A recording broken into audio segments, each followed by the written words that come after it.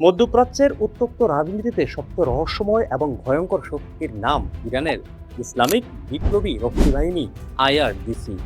যে বাহিনীটি যুক্তরাষ্ট্র সহ ইসরায়েল পুরো মধ্যপ্রাচ্যের বিরুদ্ধে একাই লড়াই করে যাচ্ছে, যার কাছে পদে পদে পরাস্ত হচ্ছে যুক্তরাষ্ট্রের আধুনিক অস্ত্র আর প্রশিক্ষিত যোদ্ধারা। আইআরজিসি শুধু একটি বাহিনী নয়, একটি মতাদর্শ, একটি সাহস। বলা যায় ইরানের প্রাণভোমরা এই বাহিনী। ১৯৭৯ সালে ইরানের ইতিহাস বদলে যায়।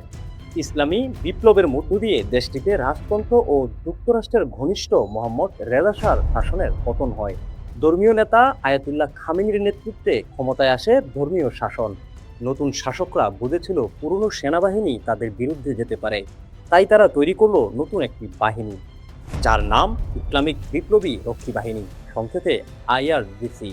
এই নতুন বাহিনী, যার কাজ শুধু দেশ রক্ষা নয়, বরং তাদের বিপ্লব রক্ষা করা, নতুন শাসন ব্যবস্থা নিরাপদ রাখা ও অভ্যন্তরীণ বিদ্রোহ দমন করা।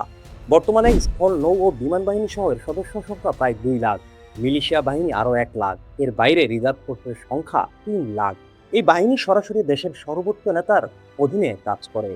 আইআরজিসিতে যোগ দেওয়া মানে শুধু সৈনিক হওয়া নয়, একটি আদর্শকে বিশ্বাস করা।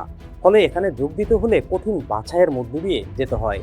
প্রাধান্য দেওয়া হয় ধর্মীয় আনুগত্য, রাজনৈতিক বিশ্বাস। তারপর প্রশিক্ষণ হিসেবে দেওয়া হয় গেরিলা যুদ্ধ, সাইবার ও ড্রোন যুদ্ধ ও মনস্তাত্ত্বিক প্রশিক্ষণও। বাহিনীতে নারী সদস্যরাও আছেন। তারা সরাসরি যুদ্ধ না করলেও গোয়েন্দা, প্রশিক্ষণ ও নিরাপত্তায় গুরুত্বপূর্ণ ভূমিকা রাখে। আইআরজিসি এর সবচেয়ে বড় শক্তি তাদের ক্ষেপণাস্ত্র ও ড্রোন।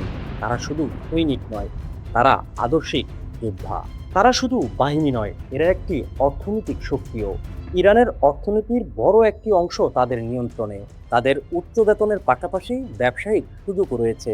তারা মধ্যপ্রাচ্যের অন্যতম বড় মিসাইল প্রোগ্রাম পরিচালনা করে। এছাড়া নৌবাহিনী দিয়ে হরমুজ প্রণালী নিয়ন্ত্রণ করে, যে পথে বিশ্বের ২০% জ্বালানি তেলের জাহাজ চলাচল করে। আর এটা কতটা গুরুত্বপূর্ণ তা হাড়ে হাড়ে টের পাচ্ছে বিশ্ববাসী।